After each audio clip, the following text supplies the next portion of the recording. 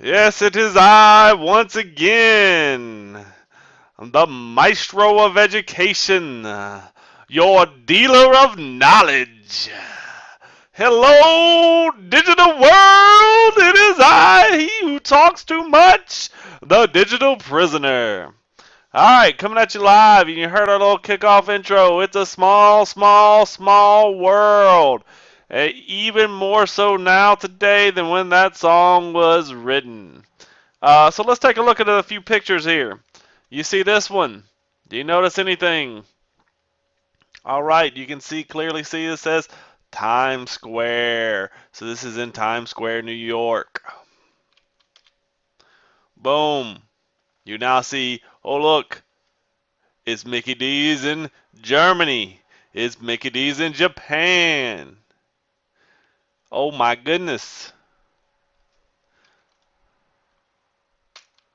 Take a look. It's Mickey D's in Saudi Arabia. Mickey D's in Egypt. Okay, so I think that's the last. Nope. Oh, boom! It's in Canada. I'm pretty proud it's in Canada. Oh, well, I guess there's only one Canadian proud. More proud of McDonald's than they are of that it's Canada. Um, and it's in Russia. So if you look, it's all over. You know, think in the 1950s, you'd have never seen an American company in Russia. Companies have gone global. And that's what we're here to talk about today is globalization and how the world is shrinking. Now, the physical size of the world is still the exact same. However, the reality that we're all closer is much more true. We now know what's happening all over the world at any given time. We can find out what's happening where. We can contact anybody anywhere in the world, pick up a phone, turn on the internet. You know, you can see somebody nowadays who is clearly in Timbuktu. If you don't know where Timbuktu is, go watch some world history classes. But you can find people everywhere. You can see them face to face. Just pop up Skype or do FaceTime on your phone. So the world is shrinking. So, and we're going to talk about how this applies to economics. So let's mention there are two kinds of skills. There are general. Okay, you can do a lot of things on a basic level. For example, to give you an idea, we're going to say a general practice doctor. This is like your family doctor, the guy you go to if you got the sniffles or if you fell and you broke your arm. He can kind of look at it and say a wide variety of stuff. But let's say you're having a problem with your heart. Well, beyond the basic level, this general practitioner is not going to be able to do much, so he is going to send you to a specialized, someone who focuses on a specifically or a specific narrowly defined task, such as a cardiologist. Okay, so you have general skills and then you have specialized skills that focus in specific areas. For example, teachers are the same way. Teachers are specialized. Younger teachers, or not younger teachers, but teachers that teach younger children, like elementary teachers, they know more general knowledge. The higher you get, middle school, high school, college, teachers become more specialized in specific areas, and it narrows at the higher up a level of education you get. But this goes beyond just people. Specialization doesn't just pertain to people, it pertains to countries as well. Now, you tell me, why would a country be specialized at something? So, pause for a minute and think about it and see if you can come up with an answer. Plus, that bus would be really cool to drive. Wham! Alright, well, here's why. The climate. They could have a climate that is specifically made to do this. Let's say something, you know, make works better in hot climates. Let's say a particular food. I'm going to be specialized in growing this food because I have a very hot climate that this food is grows well in. Whereas maybe another country will, with a much cooler climate, will have a different type of food. That's what, like, cactuses grow in deserts, because they grow well in that type of climate. Um, the geography, where it's located and how it's set up, how, is it mountains, is there rivers, what's going through it. Maybe there needs to be a river to create this type of energy, and so maybe I become a specialist or in hydroelectricity, or maybe I'm in a place where there's a lot of wind that blows because how the geography is set up. So I could become, a specialist in, wind turbines and things like that, which will lead to me to that specialty. Natural resources, particular resources that each country has, because we all don't have the same resources. Various countries have various resources, and uh, they might not exist in other um, countries. So, if you're big into the comics, think oh, and I went blank on what the material is called, but where Black Panther's from, he is the only country, and it's fictitious, but it's the only country in the world that has this particular type of metal.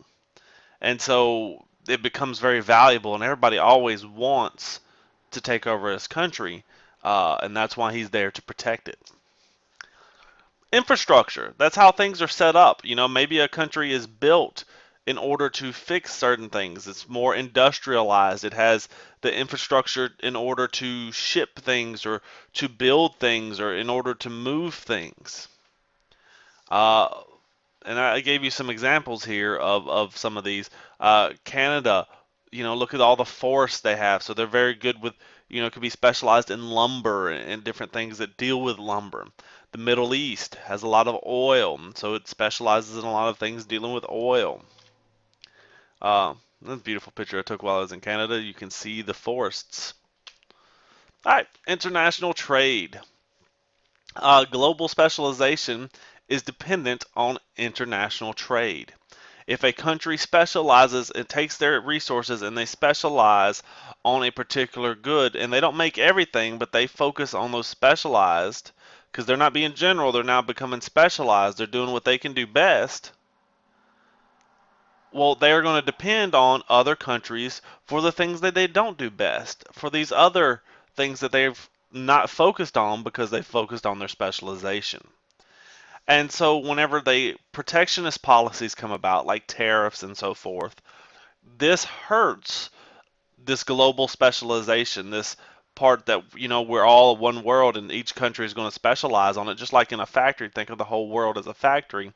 And if we're going to specialize on one part and somebody else specialize on another and another, then we're all definitely going to need to trade with each other. And you can see a little political cartoon here. Um, you see, and this is again against U.S. here, but it talks about it putting a tariff on low-cost Chinese tires. Well, that hurts the automakers, the consumers, and the Chinese tire makers. Um, the price is right. Absolute advantage uh, is the ability of one producer to produce a more efficient or cheaper product than any other producer. Okay, so if I can make uh, screws better than anybody else, if I can do that, make it cheaper and better than anybody else, then I have the absolute advantage. Now, the absolute advantage is a major way that we help decide on what to produce. Okay, if I have something that nobody else has, or if I can do it better than everybody else, then that's more than likely what I'm going to focus on producing. Now, not always, and we're going to talk about the exception to that rule. Absolute versus comparative. Now, comparative advantage. Now, remember, we says absolute advantage is the ability of one producer to produce more efficient than another. Well, comparative is when one producer can produce a good at a lower opportunity cost than another producer. Okay.